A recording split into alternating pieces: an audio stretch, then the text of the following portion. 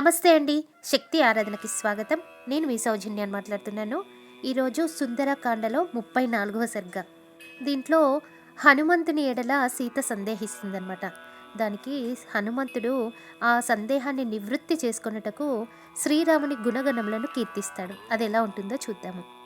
వానర శ్రేష్ఠుడైన హనుమంతుడు దుఃఖ పరంపరతో కృంగిపోచున్న ఆ సీతాదేవి వచనములను విని ఆమెను ఓదార్చుచు ఇట్లు పలికాడు. ఓ జానకీదేవి, నేను శ్రీరాముని దూతను. ఆ స్వామి సందేశంతో నీ కడకు వచ్చి తిని. శ్రీరాముడు క్షేమంగా ఉన్నాడు. నీ కుశలమును అడిగినాడు. ఓ దేవి, దశరథుని కుమారుడైన శ్రీరాముడు వేదములను బాగుగా ఎరిగినవాడు. అంతేకాదు, వేదవేత్తలలో శ్రేష్ఠుడు. ఆ బ్రహ్మాస్త్రము మొదలగు వివిధ అస్త్రములందును పారంగతుడు. అతడు నీ క్షేమ సమాచారములను తెలుసుకోవాలనుకుంటున్నాడు. నీ భర్త అయిన శ్రీరామునకు ఇష్టుడు, అనుచరుడు అయిన లక్ష్మణుడు మహా తేజశాలి. అతడు శోక సంతప్తుడై వినయంతో శిరస్సు వంచి నీకు ప్రణతులర్పించినాడు. నరశ్రేష్ఠులైన ఆ ఇరువురు సోదరుల కుశల వార్తలు విని సీతాదేవి మిక్కిలి ఆనందంతో పొంగిపోయెను. పిమ్మట హనుమంతునితో ఇట్లు పలికెను.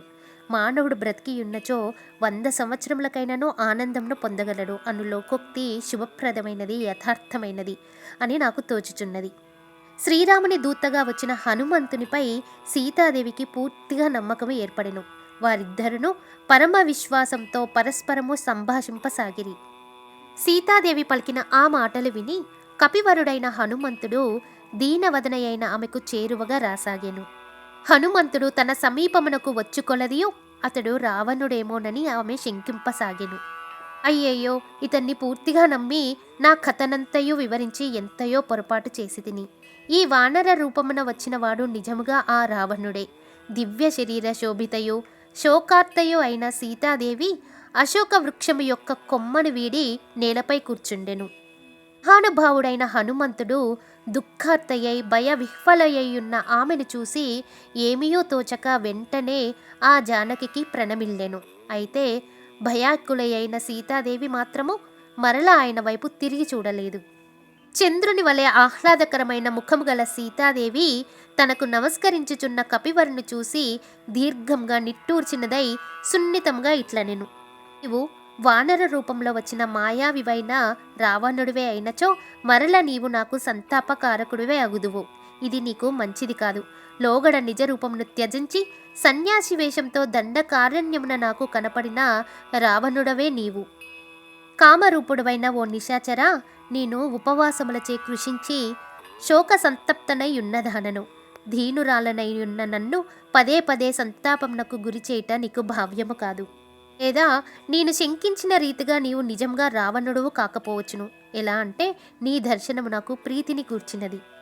కపివరా, నీవు నిజముగునే రాముని దూతవై ఇచటికి వచ్చినచో నీకు శుభమగుగాక. నాకు ప్రియమైన రామకథను వినిపింపుము. ఓ వానరా, నాకు ప్రియమైన రాముని గుణములను గూర్చి తెలుపుము. ప్రవాహ వేగము నదీ తటములను హరించివేయునట్లు దాని వలన నా మనస్తాపమును హరించివేయుదువు. ఈ స్వప్నము ఎంత సుఖావహమైనది. నేను అపహరింపబడి చాలా కాలమైనది. ఇంతకాలమునకు శ్రీరాముడు దూతగా పంపిన వానరుని నేను ప్రత్యక్షంగా చూస్తున్నాను. కలలోనైనను లక్ష్మణునితో కూడి వీరుడైన శ్రీరాముడు నాకు కనపడి ఉన్నచో నా పరితాపం అంతేనూ తొలగిపోయి ఉండేడిది. కానీ స్వప్నమునందైనను ఆ స్వామి దర్శనము కలగలేదు. నా ఎడ స్వప్నమునకు కూడా అసూయయే.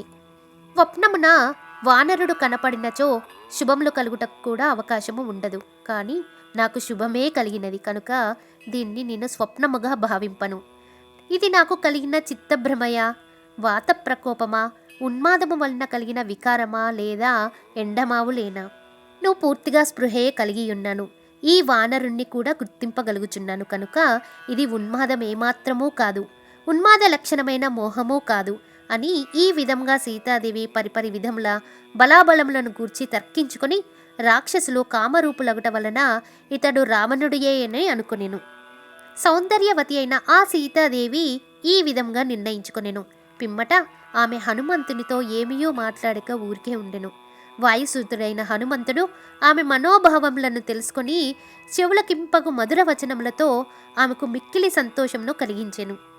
రామచంద్రుడు తేజస్సునందు సూర్యుడు, లోకమునకు ఆహ్లాదమును కూర్చుటలో చంద్రుడు, సకల లోకాధిపత్యమున కుబేరుడు, పరాక్రమ వైభవమున అతడు సర్వలోక విఖ్యాతుడైన మహావిష్ణువు. సత్యముగా మధురముగా మాట్లాడుటలో సాక్షాత్తుగా బృహస్పతియే. అతడు రమణీయ రూప సౌభాగ్యములు కలవాడు. మహా తేజశాలి, మధురాకృతిలో మన్మధుడు. దండింపదగిన వారియడ అనువైన సమయమున కోపమును చూపువాడు, దండించువాడు. సర్వలోక శ్రేష్ఠుడు, మహారథుడు. మహాత్ముడైన శ్రీరాముని బాహుఛాయను ఆశ్రయించి లోకము మనుగడ సాగించును. నీ ఎడబాటు కారణంగా శ్రీరాముడు దుఃఖార్తుడై ఉన్నాడు. అతడు నీ కుశలములను అడిగెను.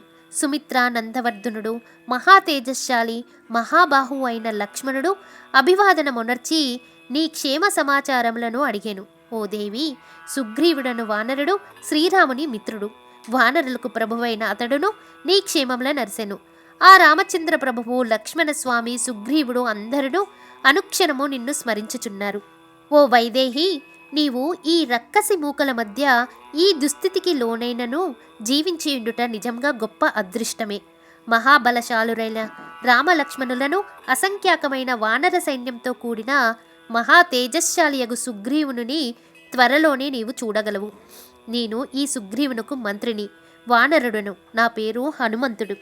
నేను ఆ మహాసముద్రమును దాటి ఈ లంకా నగరమున ప్రవేశించి తిని నా పరాక్రమమును చూపుచు దుర్మార్గుడైన రావణ్ణి శిరస్సుపై పాదం మోపి అతని కీర్తి ప్రతిష్టలను మంటగలిపి తిరుగులేని వాని యొక్క పరాక్రమమును వమ్మునర్చి నీ దర్శనకై ఇచటికి వచ్చి తిని. నీవు అనుకునుచున్నట్లు నేను కామరూపుడైన రావణుడను కాను. ఈ నీ సందేహంను వీడుము, నా మాటలను విశ్వసింపుము. వాల్మీకి మహర్షి విరచితమై ఆది కావ్యమైన శ్రీమద్ రామాయణం నందలి సుందరకాండే 34 సర్గః.